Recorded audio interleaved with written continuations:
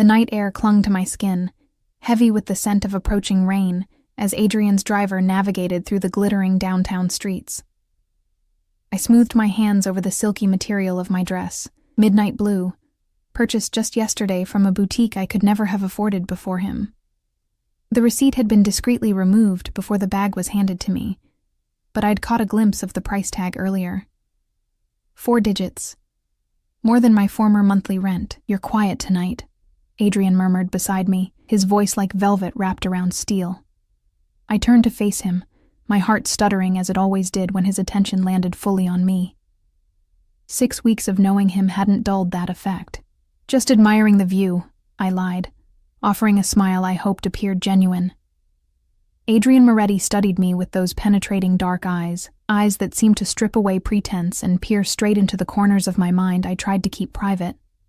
At 34, he carried himself with the confidence of a man who had never been denied anything.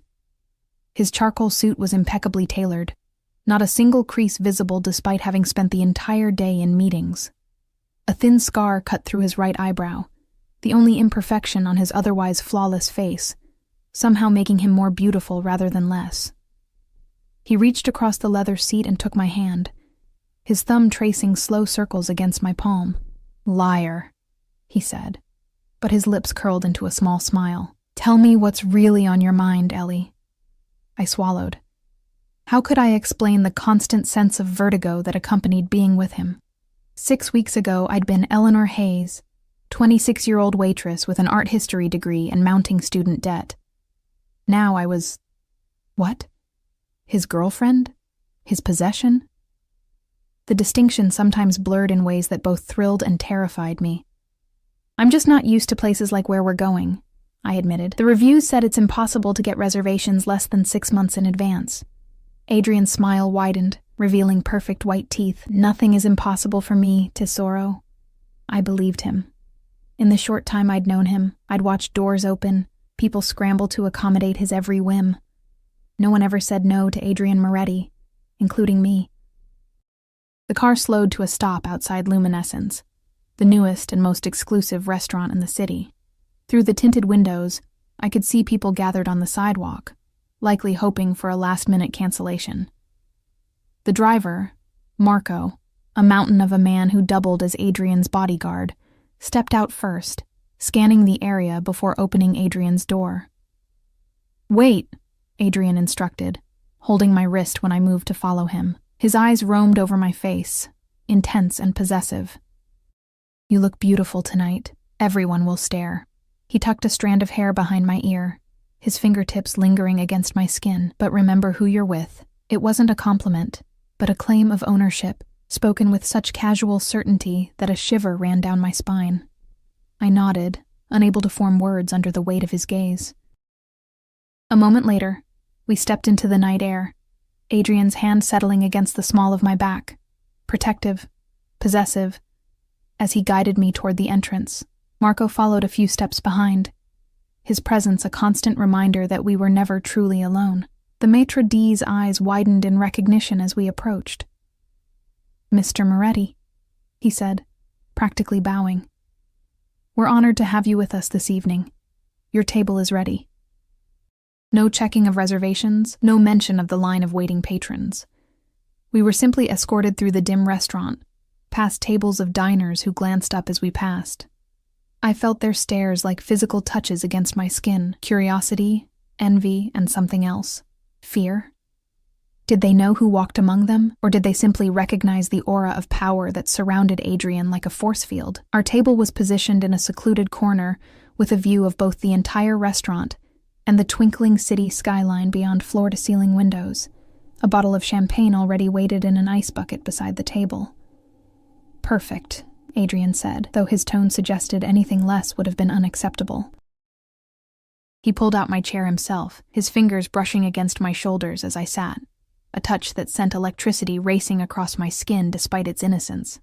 "Your regular server is on maternity leave," the maitre d' said, his voice carrying a slight tremor, "but I've assigned our finest to attend to you tonight." Adrian merely nodded, dismissing the man with a flick of his hand as he took his own seat. Marco positioned himself at a nearby table, alone but watchful, his back to the wall and his gaze constantly sweeping the room. "You should try the champagne," Adrian said, nodding toward my untouched glass. "It's from a small vineyard in France. They produce fewer than 1,000 bottles each year." I took a sip, the bubbles dancing across my tongue. "It's delicious," I said, though I lacked the refined palate to truly appreciate its presumably astronomical cost. Adrian smiled, satisfied, and reached across the table to take my hand again. His thumb caressed the inside of my wrist, tracing the delicate blue veins there with almost scientific curiosity. "I want to take you to France," he said suddenly. "Perhaps next month. There's a chateau I think you would love." My heart fluttered in my chest. "I don't have a passport," I admitted, embarrassed by this evidence of how different our worlds were. "That can be arranged." He waved away my concern as if acquiring official government documentation were as simple as ordering takeout. And for him, maybe it was. A waiter approached our table, carrying menus bound in soft leather. "Good evening," he began, his voice professional but warm. "I'll be your server tonight. May I tell you about our specials?" Adrian nodded without looking at the man, his attention still focused entirely on me. As the waiter described elaborate dishes featuring ingredients I couldn't pronounce, I glanced up to thank him and froze. Standing several tables away, staring directly at us, was a woman with long dark hair and a heavily pregnant belly. She wore a black uniform dress, modified to accommodate her condition, and her face had gone completely pale. Even from this distance, I could see her hands trembling as she clutched a serving tray. Time seemed to slow as her gaze locked with mine. In her eyes, I saw recognition, followed by confusion, and then something that looked remarkably like fear. Before I could process what was happening, she turned abruptly and disappeared through a door marked "Staff Only." "Ellie?" Adrian's voice pulled me back to our table. "Is something wrong?" I blinked, trying to gather my thoughts. "No," I said automatically. "Everything's fine. I just thought I saw someone I knew." His eyes narrowed slightly, following the path of my gaze to the now empty spot where the pregnant woman had stood. For a brief moment, his expression hardened into something dangerous, a glimpse of what lurked beneath the polished surface, before smoothing back into pleasant interest. "An old friend?" he asked lightly, but something in his tone suggested the question carried more weight than it appeared. "Probably just someone who looked familiar," I said, forcing a smile. "The lighting in here is playing tricks on me." Adrian studied me for a beat longer than comfortable before nodding. "Choose whatever you'd like," he said, gesturing toward the menu. "The chef here trained in Paris. His seafood is exceptional." I tried to focus on the elaborate descriptions, but my mind kept returning to the pregnant server's face, to the flash of recognition in her eyes when she saw me. Not me, I realized suddenly. She hadn't been looking at me at all. She'd been looking at Adrian. "I think I'll have the scallops," I decided, choosing at random. Adrian smiled approvingly. "Excellent choice. We'll also have the tuna tartare to start." He closed his menu with an air of finality, and the waiter, who had been hovering at a respectful distance, stepped forward to collect them. "Very good, sir. And would you like to select a wine to accompany your meal?" "The Montrachet," Adrian replied without hesitation. "The 2015. "An excellent choice, sir." The waiter departed swiftly, leaving us alone again. Adrian's phone vibrated on the table. He glanced at it briefly, his expression hardening for just a moment before he silenced it and returned his attention to me. "Apologies, Tesoro. Business never sleeps." I nodded, used to these interruptions. Adrian never discussed his business with me, a deliberate omission we both pretended not to notice. I had pieced together enough to understand that he oversaw a vast network of enterprises, some legitimate, others less so. The newspapers occasionally mentioned the Moretti family in carefully worded articles about alleged connections and suspected interests. I never asked questions. Questions felt dangerous in ways I couldn't fully articulate. "Tell me about your day," Adrian said, his tone making it more command than question. I took another sip of champagne, letting the alcohol warm my blood. "I visited that gallery you mentioned in Westside, the one with the emerging artists exhibition." This was safe territory. Adrian enjoyed my passion for art, seemed amused by my academic knowledge of a world he navigated solely through the lens of investment and acquisition. "And?" he prompted, genuine interest softening his features. "There was a sculptor there, Mira Santos, whose work was extraordinary. She uses reclaimed metal to create these delicate, almost weightless-looking pieces that—" I broke off, as movement caught my eye. The pregnant server had emerged from the back again, carrying plates to a table across the room. She kept her head down, her body angled away from us, but I could see tension in every line of her posture. Adrian noticed my distraction and turned slightly in his chair. For several heartbeats, he remained perfectly still as his gaze landed on the pregnant woman. I watched a muscle tick in his jaw, his knuckles whitening around his champagne flute. "Adrian?" I ventured cautiously. He turned back to me, his expression unreadable. "Continue about the exhibition, Tesoro. It sounds fascinating." But the warmth had vanished from his voice, replaced by something cool and distant. I stumbled through a description of the artwork I'd seen, increasingly aware that Adrian was no longer listening. His attention remained fixed somewhere over my shoulder, his eyes tracking movement through the restaurant, while maintaining the appearance of focus on our conversation. The waiter returned with our appetizer, setting the artfully arranged tuna tartare between us. "Your wine will be out momentarily," he assured us before departing again. Adrian pushed the plate toward me. "Try it," he encouraged, though his smile didn't reach his eyes. I took a small bite, the flavors exploding across my tongue. Rich, complex, perfect. But my appetite had vanished. Something was wrong. The air between us had changed, charged with a tension I didn't understand. "Is everything okay?" I finally asked, unable to maintain the pretense any longer. Adrian's eyes snapped back to mine, suddenly intense. "Why wouldn't it be? You seem distracted." His lips curved into a smile that sent a chill down my spine. "I'm simply admiring how beautiful you look tonight." His hand covered mine on the table, his grip just tight enough to be uncomfortable. "Have I told you how much I enjoy having you on my arm? How everyone wonders what I see in you?" The words were a compliment wrapped around an insult, delivered with such casual cruelty that I flinched. This was a side of Adrian I'd glimpsed only in fragments, the cold calculation behind his charm, the streak of meanness that flashed like lightning before disappearing behind clouds. "I'm sorry if I began, but he cut me off." "Don't apologize," he said, his tone softening as he lifted my hand to his lips. "I didn't mean to upset you. I've had a trying day." Relief washed over me, followed immediately by shame at how quickly I'd accepted his non-apology. This was the pattern we'd fallen into. Moments of tension dissolved by his charm, warning signs ignored in favor of the intoxicating feeling of being wanted by him. The waiter approached again, this time carrying a bottle of wine with a reverence usually reserved for religious artifacts. As he presented it to Adrian, I noticed the pregnant server passing nearby, carrying a tray of desserts. Her gaze flickered toward our table, and for a brief moment, our eyes met. In that instant, I saw something that made my blood run cold. A silent warning, a desperate plea. Then she was gone again, disappearing into the flow of the restaurant. Adrian's phone vibrated again. This time he checked it with a frown, then stood abruptly. "Excuse me for a moment," he said. "I need to make a call." I nodded, watching as he strode toward the restaurant's entrance, Marco detaching from his table to follow at a discreet distance. The moment Adrian was out of sight, I felt myself exhale, only then realizing I'd been holding my breath. The waiter poured wine into my glass with practiced precision. "Is everything to your satisfaction, miss?" "Yes, thank you," I said automatically. He hesitated, glancing over his shoulder before leaning slightly closer. "She asked me to give you this," he whispered, sliding a folded napkin beside my plate.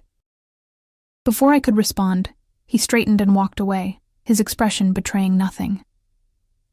My heart hammered against my ribs as I stared at the folded napkin. With trembling fingers, I opened it under the table, out of sight of Marco's watchful gaze. In hastily scrawled letters, "Get out while you can. He's dangerous. Room 4 in the back. Please."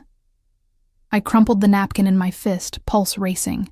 The pregnant woman, Adrian's ex-wife, wanted to speak with me. Every instinct screamed that this was a terrible idea, that Adrian would be furious if he discovered me talking to her, but beneath the fear was curiosity. A desperate need to understand the world I'd stumbled into. Adrian would be back any moment. I had seconds to decide. "Excuse me," I said to a passing server. "Could you point me to the restroom?" The woman smiled and gestured toward a hallway on the far side of the restaurant. "Through there, first door on your right." I stood, clutching my small purse, and walked as naturally as I could manage toward the indicated hallway. Once out of sight of our table, I quickened my pace, heart pounding in my ears. The restroom door was indeed on the right, but I continued past it, scanning door numbers until I found room 4. A small storage area filled with extra linens and table settings. The pregnant woman stood inside, her hands cradling her swollen belly protectively. Up close, I could see that she was beautiful, with high cheekbones and full lips currently pressed into a thin, worried line. "You came," she breathed, relief evident in her voice.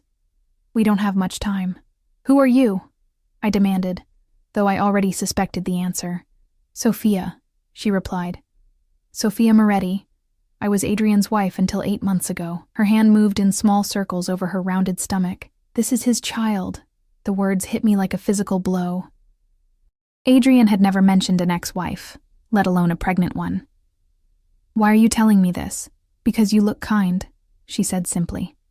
"And because you deserve to know what kind of man you're with before it's too late." Her eyes, dark and haunted, searched mine. "How long have you been with him?" 6 weeks, I admitted, the brevity of our relationship suddenly stark in my mind. Sophia nodded, unsurprised. "It's always the same pattern. The whirlwind romance, the expensive gifts, the promises. He makes you feel special, chosen, like you're the only woman who's ever truly understood him." Each word struck with painful accuracy. I wanted to deny it, to defend what Adrian and I shared as something unique and real.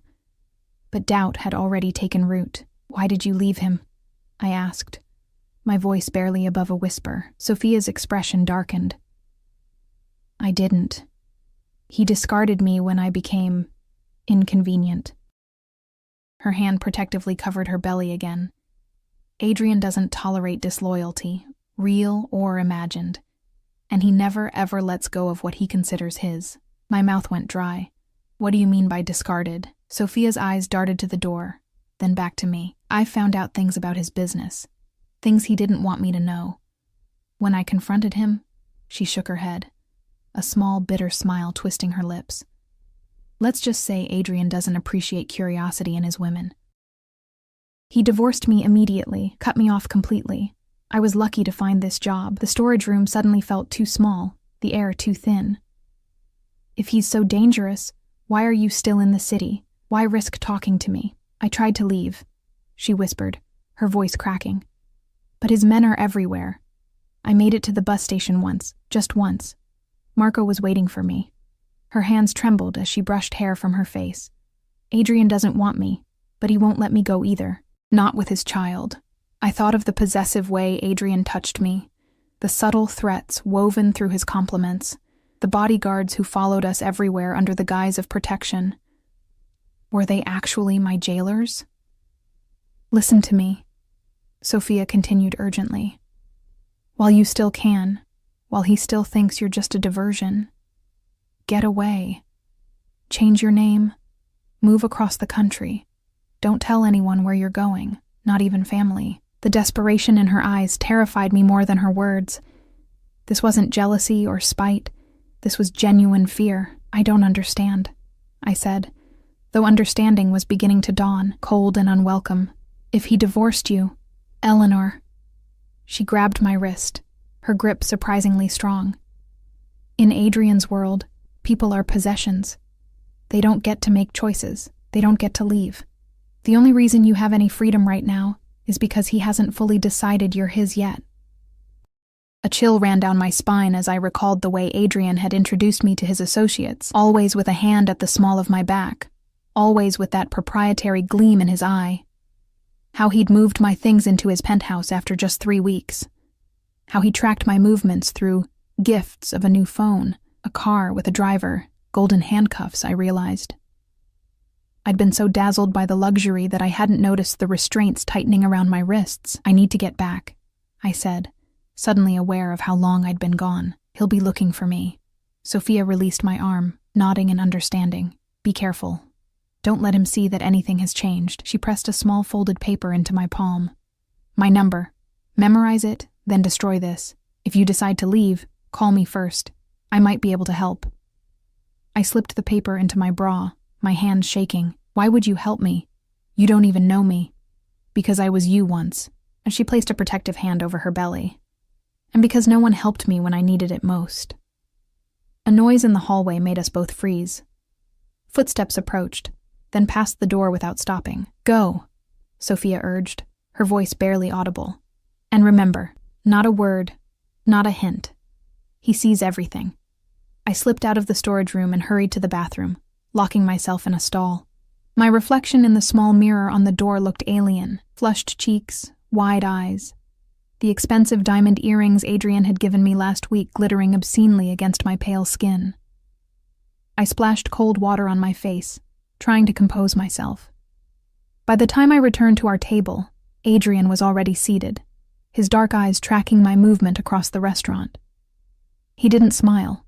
"You were gone a long time," he observed as I slid back into my chair. I forced myself to meet his gaze, praying my face wouldn't betray me. There was a line for the restroom. Adrian studied me, his expression unreadable. For a terrible moment, I thought he knew, that he could somehow read Sophia's warning in my eyes, sense the phone number burning against my skin beneath my dress. "Your scallops arrived," he said finally, gesturing to my plate. "They're getting cold." Relief made my knees weak. I picked up my fork, though my appetite had completely vanished. "They look delicious. Eat," he commanded softly, the single word carrying the weight of an order. I took a bite, the perfectly cooked scallop turning to ash in my mouth. My mind raced, replaying every moment of the past 6 weeks through the lens of Sophia's warning. The coincidental meeting at the gallery where I worked part-time, had it been planned? The whirlwind romance that followed, a calculated seduction.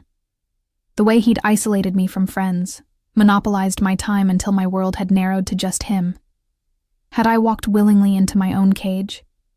"Is something wrong with your food?" Adrian asked, his tone mild but his eyes sharp. "No, it's perfect," I replied, taking another bite to prove it. "I'm just not very hungry tonight." His gaze softened slightly. "You hardly ate anything today. That's not healthy, Tesoro." The endearment made my skin crawl now, tainted by new knowledge. How could he keep such close tabs on my eating habits? I'd spent most of the day alone in his penthouse while he attended meetings, unless I hadn't been alone at all. "I had a late lunch," I lied, the first of what would need to be many if Sophia was right. Adrian twirled pasta around his fork with elegant precision. "With whom?" The question caught me off guard, casual in delivery but pointed in intent. "No one," I said quickly. "I ordered delivery." "Ah," he nodded, seemingly satisfied. "What did you have?" It was a test, I realized with growing unease, a way to verify my story. "Thai," I answered, remembering a menu I'd seen in his kitchen drawer from that place on 3rd Street. Adrian smiled, the tension draining from his shoulders. "Their drunken noodles are exceptional, aren't they?" I nodded, relieved to have passed his impromptu interrogation. "The best in the city." He reached across the table to take my hand, his thumb caressing my knuckles in that possessive way I'd once found thrilling. Now it felt like the gentle stroke of a predator, soothing its prey before the kill. "I have to fly to Chicago tomorrow," he said, watching my reaction carefully. "Just for 2 days. Business that can't wait." "Oh," I managed, unsure whether to feel relieved at the reprieve or terrified at what this might mean. "Will Marco be going with you?" "He will," Adrian confirmed. "But don't worry, Tesoro. Anthony will look after you while I'm gone." Anthony, Marco's equally intimidating colleague who sometimes drove Adrian's second car. Not freedom then, just a change of jailer. "That's not necessary," I said, trying to keep my tone light. "I'll be fine on my own for 2 days. Adrian's smile didn't reach his eyes. "I insist. The city can be dangerous for a beautiful woman alone. His fingers tightened almost imperceptibly around mine. Besides, I'd worry if I didn't know you were safe. Translation: I don't trust you to be unsupervised. The realization sent ice through my veins. That's very thoughtful, I murmured, lowering my eyes to hide the fear I knew must be visible there. The rest of the meal passed in a blur. I pushed food around my plate, laughed at Adrian's remarks, and tried to behave exactly as I would have before my conversation with Sophia. All the while, my mind raced, formulating and discarding plans. Could I slip away while he was in Chicago? Would 2 days be enough head start? Where would I go?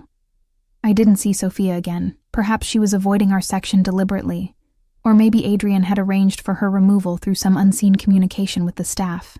Nothing would surprise me anymore. As we prepared to leave, Adrian helped me into my coat, his hands lingering on my shoulders. He bent to whisper in my ear, his breath warm against my skin. "You're unusually quiet tonight, Ellie. What's going on in that beautiful head of yours?" I turned to face him, summoning every ounce of acting ability I possessed. "Just thinking about how much I'll miss you while you're in Chicago," I said, reaching up to touch his face in a gesture of affection I'd performed countless times before. Something flickered in his eyes, doubt, suspicion. I couldn't tell which. Before his expression softened into a satisfied smile, "I'll miss you too, Tesoro, but I'll call you every hour, and I'll be back before you know it." The drive back to his penthouse was silent. My hand clasped firmly in his. I leaned my head against the cool window, watching the city lights blur into streaks of color as we sped through the night. Just weeks ago, I'd felt like Cinderella whisked away from my mundane life into a fairy tale. Now I understood I wasn't the princess in this story, but the prisoner in the tower. In the elevator ascending to Adrian's penthouse, he pulled me against him, his lips finding mine in a demanding kiss that brooked no resistance. I responded automatically, my body betraying me with its familiar response to his touch even as my mind recoiled. "I have a gift for you," he murmured against my neck as the elevator doors opened directly into his foyer. "Wait here." I stood frozen in place, my eyes darting to the elevator, my only escape route, as Adrian disappeared into his office. Would the private elevator even work without his key card? Was there enough time to "Close your eyes," he called, his footsteps approaching. I obeyed, my heart hammering against my ribs. I felt him move behind me, something cool and heavy settling against my collarbone. "You can look now." I opened my eyes to find a diamond necklace gleaming against my skin, the stones catching light from every angle. It must have cost more than I'd earned in the past 5 years combined. "Adrian," I breathed, my fingers hovering over the extravagant gift. "It's too much." "Nothing is too much for you," he replied, turning me to face him. His eyes were dark with an emotion I couldn't name. Possession, obsession, something deeper and more disturbing. "Do you like it?" "It's beautiful," I said honestly. "But why? It's not my birthday or any special occasion." Adrian's smile was enigmatic. "Does a man need a reason to spoil the woman he adores?" The word adores hung in the air between us, heavy with implication. Not loves. Adrian had never used that word. Love implied equality, partnership. Adoration was what one felt for a prized possession. His phone vibrated in his pocket. He glanced at it with a frown. "I need to take this. Make yourself comfortable. I won't be long." As he disappeared back into his office, I moved to the floor-to-ceiling windows that offered a panoramic view of the city. From the 47th floor, everything below looked small, inconsequential. The people moving along the streets were mere dots, their lives and concerns invisible from this height. Was that how Adrian saw the world? As a collection of miniatures he could manipulate at will? My fingers went to the diamond necklace, tracing its intricate pattern against my skin. Another beautiful restraint, another way to mark me as his. With sudden clarity, I knew I couldn't stay. Sophia's warning echoed in my mind, amplified by everything I'd observed tonight, the possessiveness, the constant surveillance, the subtle tests and threats. This wasn't love or even infatuation. It was ownership. Adrian's Chicago trip was my chance, perhaps my only chance, to escape before the golden cage closed completely around me. My gaze drifted to his closed office door, behind which he conducted his mysterious business. What exactly had Sophia discovered that had made him discard her so abruptly? And what would he do to me if he discovered my plans to leave? The diamond necklace felt suddenly heavy, constricting. With trembling fingers, I unclasped it and placed it on the marble coffee table, the stones glittering innocently in the low light. 2 days. I had 2 days to disappear. Morning light streamed through the bedroom windows, casting long shadows across Adrian's sleeping form. I'd barely slept, my mind racing with escape plans and worst-case scenarios.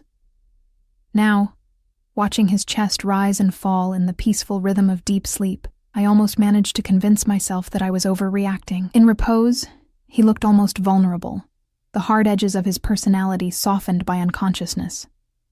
Then his phone vibrated on the nightstand, and his eyes snapped open instantly, alert, calculating, cold. No drowsy transition, no moment of confusion, just the immediate predatory awareness I'd come to recognize as his natural state. "Good morning," I murmured, playing my part. Adrian's expression warmed as he registered my presence. He reached out to trace my cheekbone with his fingertips. "You're awake early, Tesoro." "Couldn't sleep," I admitted truthfully. "Thinking about you leaving." His lips curved into a satisfied smile as he checked his phone. "It's only 2 days. I'll be back before you have time to miss me." He set the phone down and pulled me against him, his body hard and insistent against mine. "Though perhaps I should give you something to remember me by." Later, as the shower steam filled the bathroom, I leaned against the marble wall and let hot water sluice over my skin, wishing it could wash away the confusion I felt. Even now, even knowing what I did, my body had responded to Adrian's touch with embarrassing eagerness. How could I still want a man I now feared? I stepped out of the shower to find him already dressed in one of his impeccable suits, a steaming cup of coffee in his hand. "Your coffee is on the nightstand," he said, watching as I wrapped myself in a plush towel. "I've instructed Anthony to take you shopping today. Buy whatever catches your eye." Another leash disguised as generosity. "That's sweet, but I don't need anything." Adrian's expression hardened slightly. "I insist. Besides, you'll need something appropriate for the charity gala next week." He approached, adjusting his platinum cufflinks. "I want everyone to see how beautiful my Ellie is." My Ellie. Not a woman he was dating, but a possession he owned. How had I not heard it before? "What time is your flight?" I asked, moving toward the closet to select my clothes, desperate for some physical space between us. "Noon," he replied, his eyes tracking my movements. "Marco will drive me to the airport after my meeting with the Castellano group." A slight frown creased his forehead. "You didn't wear the necklace to bed." I froze, my heart skipping a beat. "I didn't want to damage it while I slept," I explained, forcing my voice to remain steady. "It's too beautiful to risk breaking." Adrian studied me for a long moment, his dark eyes unreadable. "I had it made specifically for you," he said finally. "The diamonds match the exact color of your eyes when you laugh." The casual observation sent a chill down my spine. How long had he been watching me before our accidental meeting? How many details had he catalogued, analyzed, used to design the perfect trap? "I'll wear it today," I promised, hating myself for the placating tone I couldn't keep from my voice. He smiled, seemingly satisfied, and moved toward the door. "I need to handle some business before I leave. Join me for breakfast in 30 minutes. Once alone, I dressed quickly in jeans and a simple blouse. Unremarkable clothes that wouldn't draw attention. Today needed to appear completely normal while I set my escape in motion. I clasped the diamond necklace around my throat, the weight of it a constant reminder of what was at stake. In the kitchen, Adrian's housekeeper had prepared an elaborate breakfast. He sat at the head of the table, simultaneously eating and typing on his laptop. "Sit," he said without looking up. "Eat something substantial. You barely touched your dinner last night." I took a slice of toast and some fruit, my stomach too knotted with anxiety to handle anything more. "What time should I expect Anthony?" I asked, trying to sound casual. "He'll be here at 10, Adrian replied, his attention still on his screen. Use the black credit card for your purchases. Don't worry about the limit, because there wasn't one. Because money was just another tool in his arsenal of control. Thank you, I said meekly. Adrian closed his laptop and finally looked at me, his gaze lingering on the necklace at my throat. Satisfaction flickered across his features. I've arranged for dinner to be delivered at 7. Anthony will escort you home by then. Home. As if this gilded cage was my home rather than his territory. That sounds perfect, I lied. His phone rang, and he frowned at the screen before standing. I need to take this in my office. I'll be a few minutes. The moment he disappeared down the hallway, I moved quickly to the junk drawer in the kitchen where he kept spare keys. I found what I was looking for, the extra key card for the private elevator, and slipped it into my pocket, one obstacle down. By the time Adrian returned, I was calmly sipping my coffee, the picture of contentment. I'm afraid I need to leave earlier than expected, he said, gathering his things. Some complications with the Chicago situation. My pulse quickened. An earlier departure meant more time to implement my plan. Oh? Is everything okay? Nothing I can't handle, he replied with cool confidence. I've instructed Anthony to take good care of you. If you need anything at all, call me immediately. He crossed to my side of the table and tilted my chin up, his gaze intense. I'll miss that beautiful face, he murmured, brushing his thumb across my lower lip. Be good while I'm gone, Tesoro. The words carried a warning beneath their affectionate surface. I forced myself to smile. Always. Adrian kissed me deeply, possessively, before straightening to his full height. I'll call you when I land. As soon as the elevator doors closed behind him, I exhaled shakily, letting the smile drop from my face. Moving quickly, I pulled out my phone, the latest model, a gift from Adrian, that I now understood was likely monitored. I couldn't use it for anything related to my escape.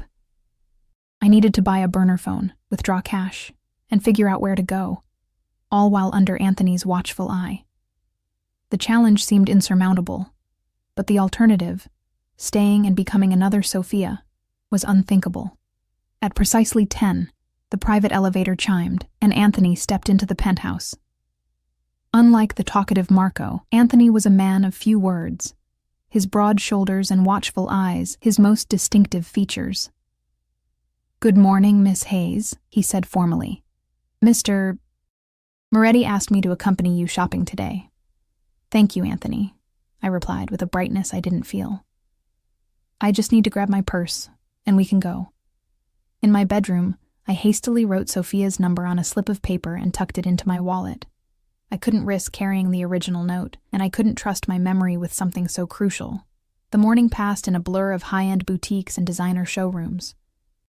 Anthony maintained a respectful distance, but never let me out of his sight, not even when I tried on dresses behind supposedly private curtains. I felt his gaze constantly, watchful and evaluating. Not lustful, but assessing, like a guard monitoring a flight risk, which I supposed was exactly what I was. I need to use the restroom, I announced after our third store, a plan forming in my mind. Anthony nodded, escorting me to the back of the luxury department store. I'll wait right here, Miss Hayes. The women's restroom was elegant and spacious, with private stalls and a lounge area. 2 middle-aged women chatted by the sinks, barely glancing my way as I entered. I locked myself in a stall and pulled out my phone, sending a quick text to Adrian's monitored device. Found the perfect dress. Can't wait to show you when you get back. Maintaining appearances was crucial. Next, I pulled out the slip of paper with Sophia's number and stared at it, committing it to memory before flushing it down the toilet. 7 digits that might be my only lifeline. Now for the difficult part. I waited until the chatting women left, then approached one of the attendants folding fresh towels. Excuse me, I said quietly, pulling a $100 bill from my wallet. This is going to sound strange, but I desperately need to make a private phone call, and I left my phone at home. Could I possibly use yours, just for 1 minute? The woman, her name tag read Gloria, looked at the money, then at my face, hesitation clear in her expression. It's an emergency, I added, infusing my voice with urgency. Family emergency. Please. Something in my desperation must have convinced her. She glanced toward the door, then pulled a basic smartphone from her pocket. 1 minute, she agreed, taking the bill. I'll keep watch. My hands trembled as I dialed Sophia's number, praying she would answer an unknown caller. On the third ring, hello? Her voice was cautious, wary. Sophia, it's Eleanor, I whispered, turning away from the attendant. Adrian's leaving town today. I need to get out, but I'm being watched. Can you help me? A beat of silence, then. Yes.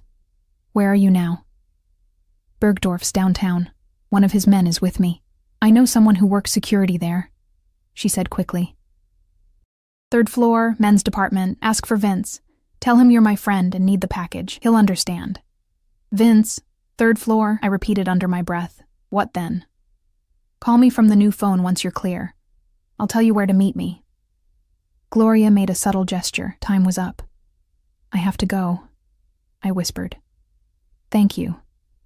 I deleted the call from the phone's history before handing it back with a grateful nod. My heart pounded as I rejoined Anthony in the hallway. Everything okay, Miss Hayes? He asked, his eyes scanning my face. I smiled, hoping my anxiety wasn't visible. Perfect. Could we check out the men's department? I'd like to get Adrian a gift while I'm here. Anthony nodded, seemingly pleased by this display of devotion to his employer. We took the escalator to the third floor. The elegant men's department spread before us like a landscape of muted colors and expensive fabrics. I'll just browse a bit, I said casually.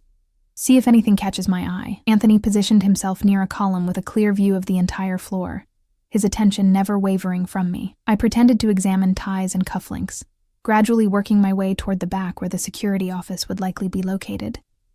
Near the fitting rooms, I spotted a stocky man with a security badge clipped to his belt, organizing returned merchandise. I approached slowly, waiting until Anthony was momentarily distracted by a call on his phone. Are you Vince? I asked quietly. The man stiffened, his eyes darting to mine. Who's asking? I'm Sophia's friend, I whispered urgently. She said you have a package for me. Recognition and wariness crossed his features simultaneously. He glanced past me toward Anthony, who was still on his phone but looking in our direction. Wait here, Vince muttered, disappearing into a back room. He returned moments later with a small bag from the store, passing it to me with a display of customer service that wouldn't raise suspicions. Receipts inside, he said loudly enough for anyone watching to hear. Have a nice day, ma'am. Inside the bag was a small box containing a tie, and beneath it, a prepaid phone and $500 in cash. My breath caught in my throat. Sophia had prepared for this moment, had resources in place. How many women before me had needed this exact help? Find anything nice? Anthony asked as I rejoined him, the shopping bag swinging innocuously from my wrist. A tie for Adrian, I replied, showing him the box but careful to keep the cash and phone hidden beneath. I think he'll like it. Anthony nodded approvingly. Mr. Moretti appreciates thoughtful gestures. By late afternoon, I had accumulated enough shopping bags to satisfy appearances. I'm getting hungry, I announced. Could we stop somewhere for a late lunch? Of course, Miss Hayes. Mr. Moretti recommended the cafe at the Peninsula if that suits you. Upscale, isolated, and likely filled with people who knew Adrian, not ideal for what I needed to do next. Actually, I'm craving something simple.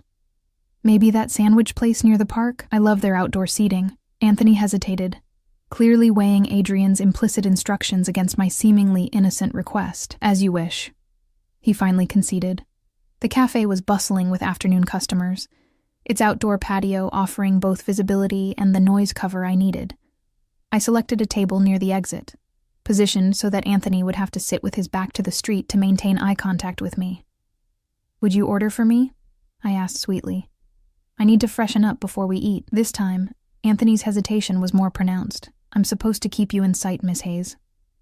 I laughed lightly. I'm just going to the ladies' room, Anthony. It's right inside the door. Unless you'd prefer to follow me in there? A flicker of discomfort crossed his stoic features. No, ma'am.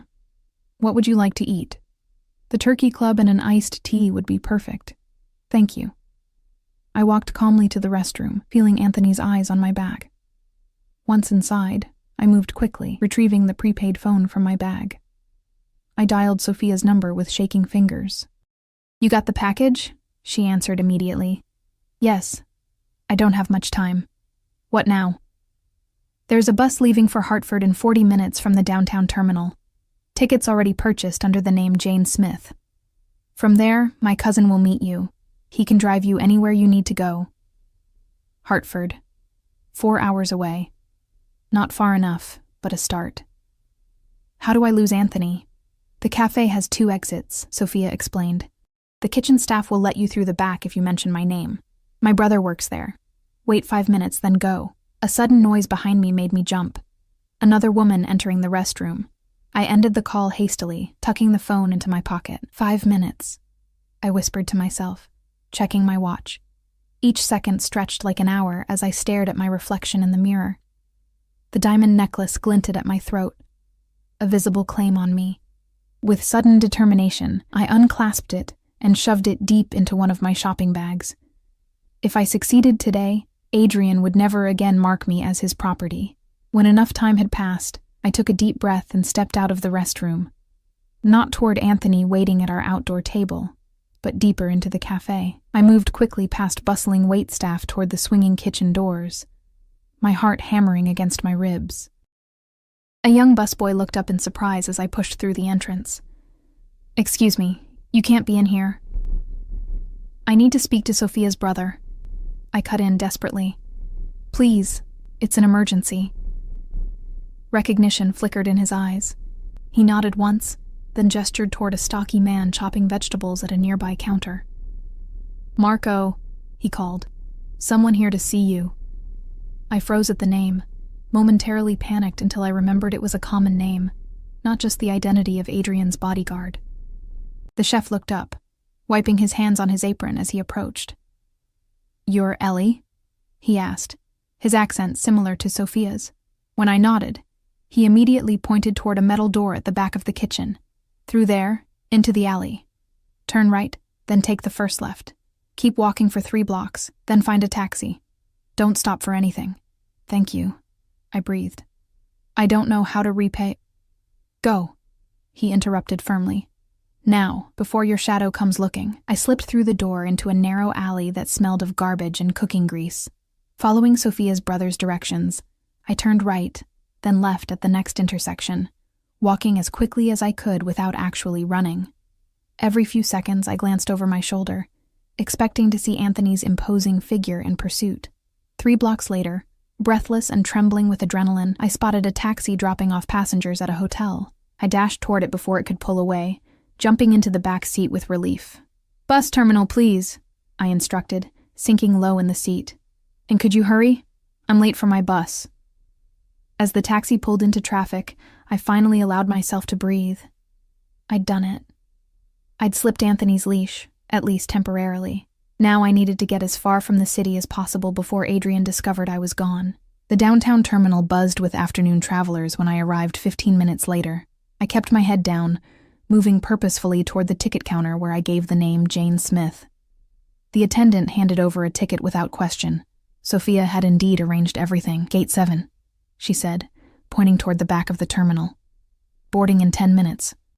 I found a seat in the waiting area, positioned so I could watch the terminal entrance while remaining partially hidden behind a pillar. My hands wouldn't stop shaking. I clutched my small purse, the only thing I'd kept from my shopping expedition, and tried to calm my racing thoughts. Should I call my parents? No. They would be the first place Adrian would look. My old roommate?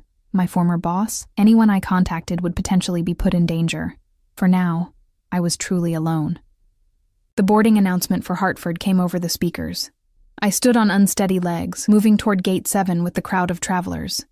Just a few more minutes, and I'd be... Eleanor. The voice behind me sent ice through my veins. I turned slowly, already knowing what I would see. Marco, Adrian's Marco, not Sophia's brother, stood a few feet away, his expression grim. How had he found me so quickly? Wasn't he supposed to be with Adrian on the way to Chicago? "Mr. Moretti would like to speak with you," he said quietly, nodding toward the exit where a familiar black car waited at the curb.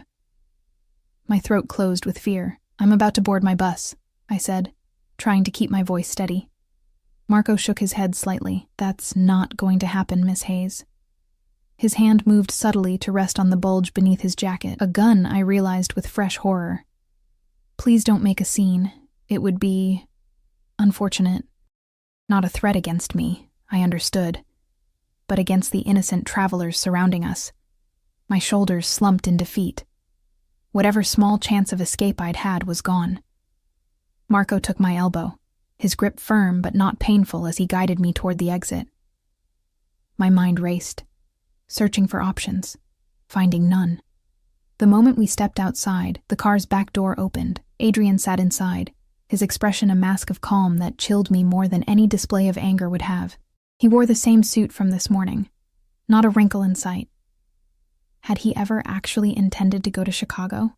Get in, Eleanor, he said softly. I had no choice. Marco released my arm, and I slid into the seat beside Adrian, my body wooden with fear. The door closed behind me with the finality of a prison cell. For several long moments, Adrian simply looked at me, his dark eyes unreadable. The silence stretched between us, oppressive and suffocating. You've disappointed me, he finally said, his voice measured and controlled. After everything I've given you, everything I've done for you. Adrian, I can explain. No need.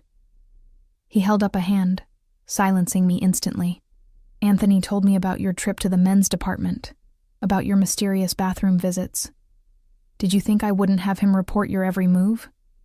My breath caught in my throat. He knew everything. Every step I'd taken had been watched, catalogued, reported.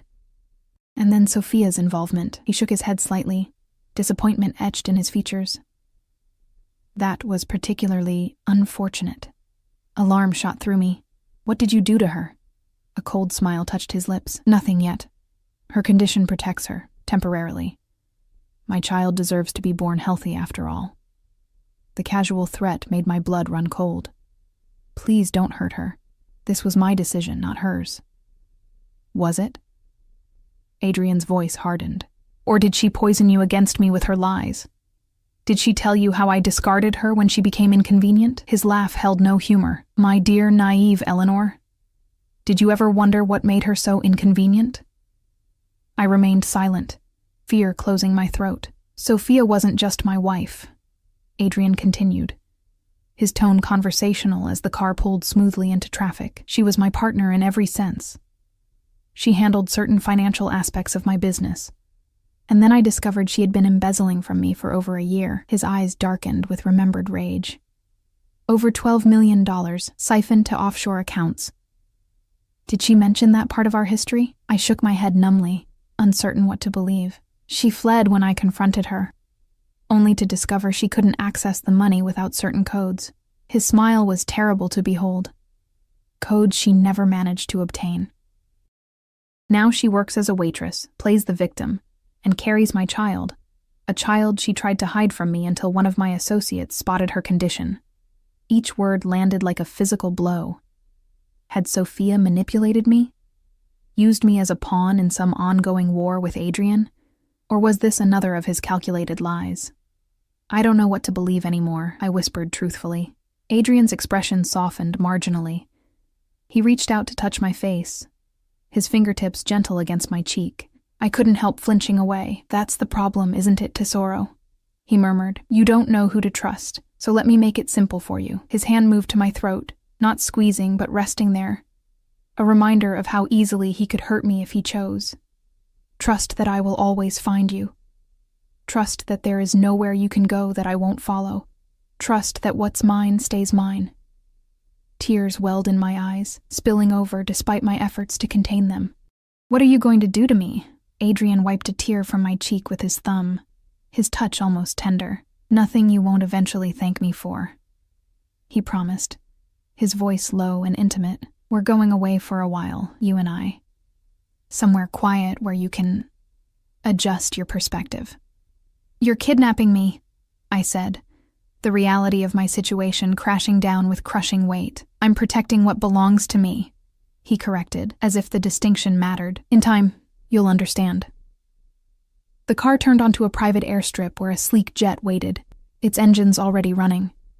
Marco opened the car door, standing at attention as Adrian gestured for me to exit first. Where are we going? I asked, my voice barely audible over the roar of the engines. Adrian placed his hand at the small of my back, guiding me toward the waiting plane. "Home, Eleanor," he said simply. "I'm taking you home." As we boarded the jet, I gazed back at the city skyline one last time. Somewhere in those glittering towers was the life I'd once had. Ordinary, struggling, but free. A life I might never see again. Adrian took my hand, his grip firm and unyielding as he led me to a plush leather seat. "You'll thank me one day," he promised, his dark eyes holding mine, "when you understand what love truly means."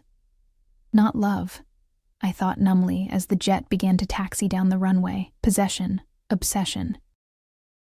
A cage with golden bars, but a cage nonetheless. As we lifted into the clouds, I wondered if Sophia was watching the skies, waiting for a call that would never come. I wondered if anyone would even notice I was gone. 3 months passed like a dream, or perhaps a nightmare. Adrian's home turned out to be a sprawling estate on a private island off the coast of Greece. Azure waters stretched to the horizon in every direction, beautiful and impenetrable. My gilded prison. The staff, all Adrian's people, all watching, always, treated me with careful deference. I had every luxury imaginable except the one thing I truly wanted. Freedom. My phone, passport, and identification remained in Adrian's possession. The boats and helicopter that occasionally arrived were strictly controlled. The satellite internet was monitored, accessible only through devices Adrian provided. For the first month, I raged, plotting escape attempts that never materialized, refusing Adrian's company whenever possible. He responded with implacable patience, as if my resistance were merely an unfortunate phase he knew would pass. "You can't keep me here forever," I'd spat during one particularly heated confrontation. "Not forever," he'd agreed calmly. "Just until you understand." Understand what? He never specified. That I belonged to him? That resistance was futile? That this twisted version of devotion was the closest thing to love someone like Adrian Moretti could offer?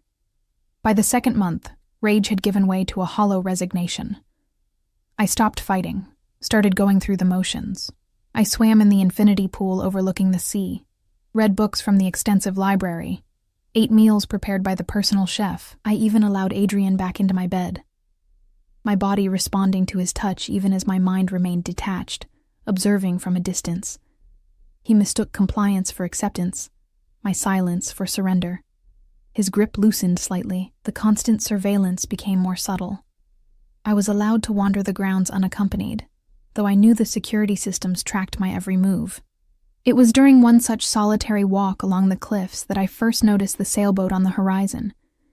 Too small to be one of Adrian's vessels, too persistent to be a casual passing craft. Day after day it appeared, always maintaining the same distance, as if watching, waiting. Hope, that dangerous emotion I'd nearly extinguished, flickered to life again.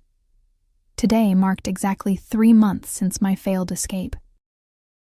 Adrian had been called away to handle some business emergency on the mainland, the first time he'd left the island since our arrival.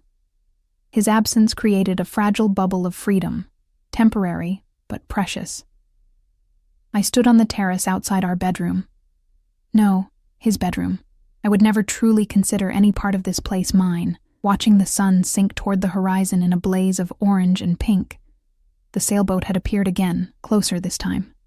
Close enough that I could make out a figure on deck, though not clearly enough to identify features. The satellite phone in my pocket, stolen from Adrian's office during his hurried departure that morning, felt like it weighed 1,000 pounds. I'd memorized only one number during my brief taste of freedom 3 months ago. I could only pray it still worked. Glancing over my shoulder to ensure I was truly alone, I dialed quickly. 1 ring. 2, 3. "Hello?" A woman's voice, cautious but familiar. "Sophia," I breathed, relief washing over me. "It's Eleanor." Silence for a heartbeat, then, "Eleanor? My God, are you all right? Where are you?" "Greece, a private island." I kept my voice low, though Adrian's remaining security staff were stationed at the main house, far from the master suite. "Adrian's gone to the mainland until tomorrow.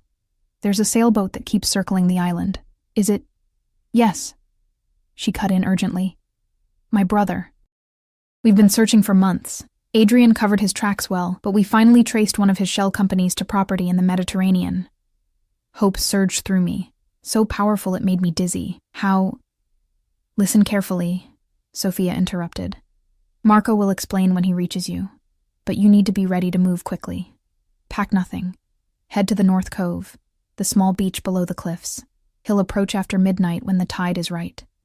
The security systems have a 3-minute reset at exactly 2 a.m. That's your window. My heart raced. How do you know about the security reset?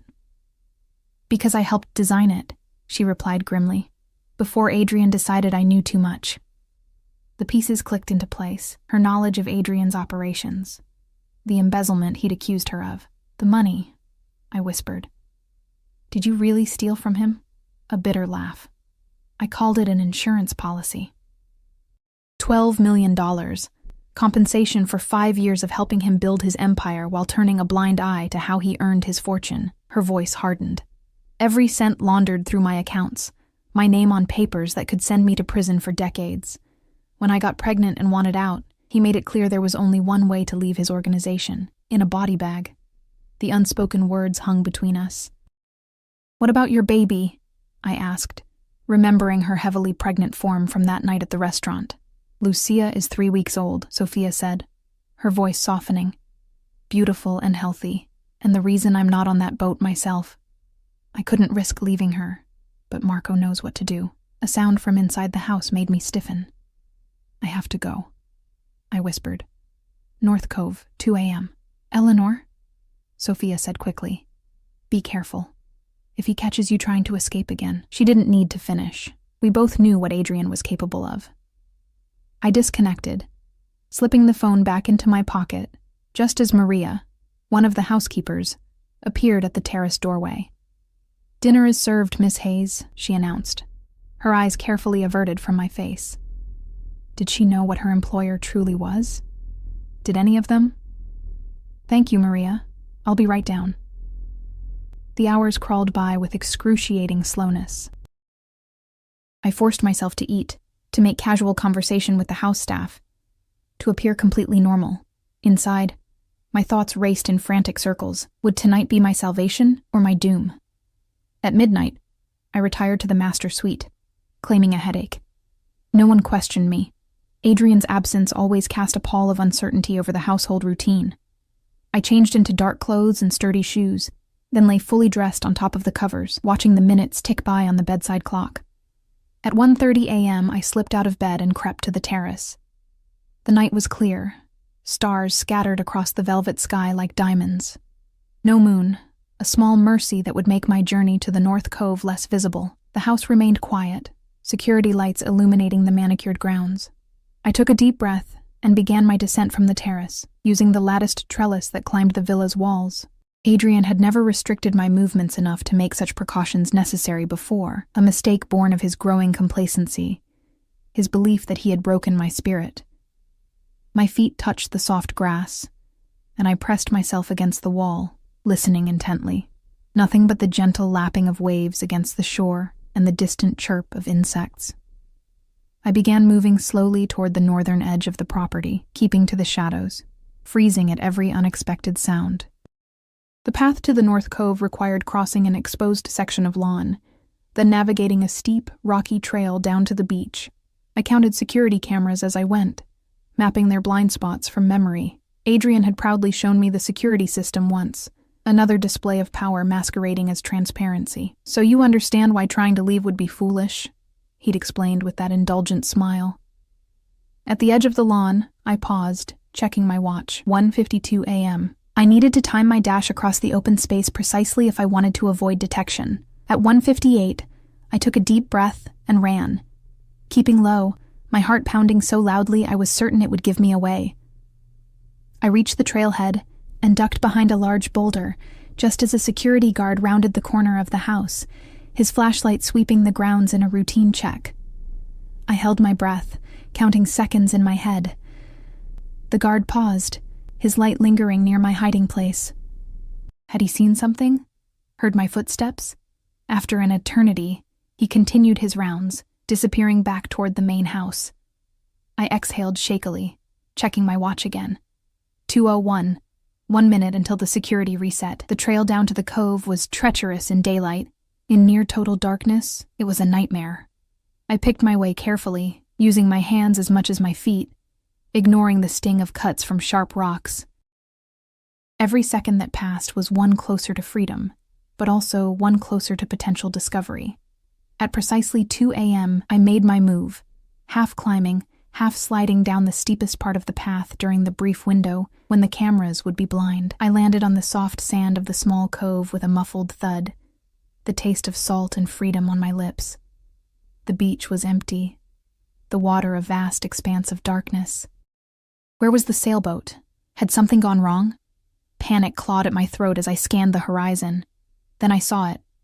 A small dinghy emerging from the shadows, its oars making barely a whisper against the water. A man's silhouette, broad-shouldered and powerful, guided it toward shore. Marco. Not Adrian's Marco, but Sophia's brother.